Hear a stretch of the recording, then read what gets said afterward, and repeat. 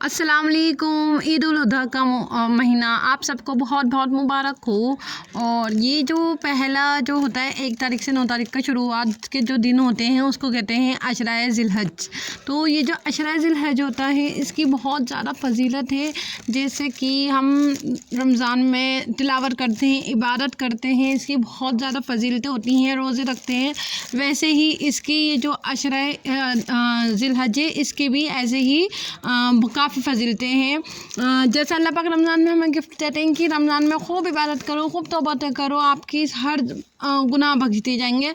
वैसे ही ये जो अशरा है अशरा ज़िलहज, वैसे ही इसमें भी हमें बहुत अच्छी फ़जीलतें मिलती हैं, हमारे गुनाह बख्श जाते हैं। तो इसमें इबादत करनी होती है, हमें बहुत ज़्यादा इबादत करनी होती है। इसमें हमें तिलावत करनी होती है, कुरान की तिलावत करते रहें हम, ठीक है। कुरान की तिलावत हमें करती रहना है, जैसे कि हम रमज़ान में करते रहते हैं ना कुरान की तिलावत। जहाँ फ्री टाइम मिला कुरान की तिलावत करने बैठ गए, वहीं वो उसी तरीके से हमें कुरान की तिलावत करनी है कि जहाँ हमें फ्री टाइम मिला, ये नहीं है मोबाइल लेकर बैठ गए, नहीं भाई, हमें कुरान की तिलावत करनी है उस टाइम पर, ठीक है। कुरान की तिलावत करें, तस्बीह पढ़ें, तस्बीह आप जो भी पढ़ सकते हैं वो पढ़ें। ज़रूरी नहीं कि एक जगह बैठ गए हम तस्बीह पढ़ना है, ठीक है ना।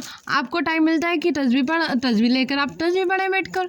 आपको नहीं मिलता टाइम, आप काम में लगे हुए हैं तो काम करते हुए तस्बीह पढ़ें।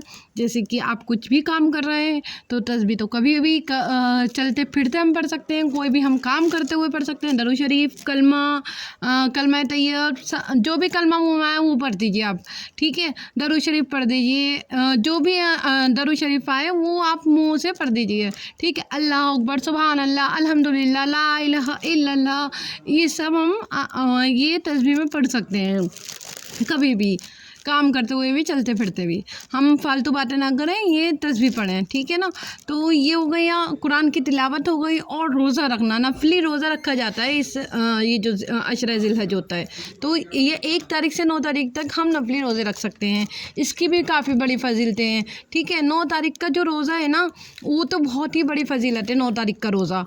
उसमें क्योंकि हज का बहुत बड़ा दिन का है वो, हज करने का, ठीक है ना। तो ऐसे ही रोज़ा रखने का भी, रोज़े की भी बहुत बड़ी फ़जीलत है।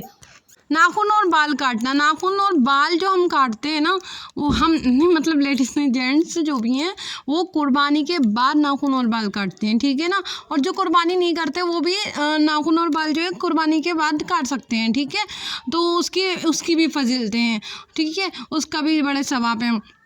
और 1 तारीख से हम नाखून और बाल हमें नहीं काटना, जब तक हम कुर्बानी नहीं करते तब तक हमें कुर्बानी का दिन ना आ जाए तब तक हम नाखून बाल नहीं काटना जेंट्स को, ठीक है ना। तकबीर तशरीक 9 तारीख से लेके हम 13 तारीख तक पढ़ते हैं।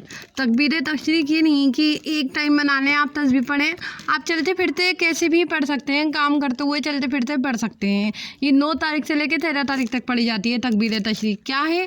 अल्लाह अकबर, ला इलाहा इल्लल्लाह, वल्लाहु अकबर, वलिल्लाहिल हम्द। मैं दोबारा पढ़ देती हूँ, अल्लाह अकबर, ला इलाहा इल्लल्लाह, वल्लाहु अकबर, वलिल्लाहिल हम्द। दुआएं मांगे 1 तारीख से 9 तारीख तक जितनी आप दुआएं मांग सकते हैं, जितनी आप इबादत कर सकते हैं करें। तहज्जुद के नफिल न छोड़ें। देखिए फ़र्ज़ नमाज़ तो हमें पढ़नी है, फ़र्ज़ नमाज़ तो हमें छोड़नी ही नहीं है, ठीक है। तहज्जुद के नफिल पढ़ें और दुआएं खूब मांगे। अल्लाह हाफ़िज़, अस्सलाम वालेकुम। दुआओं में याद रखिएगा।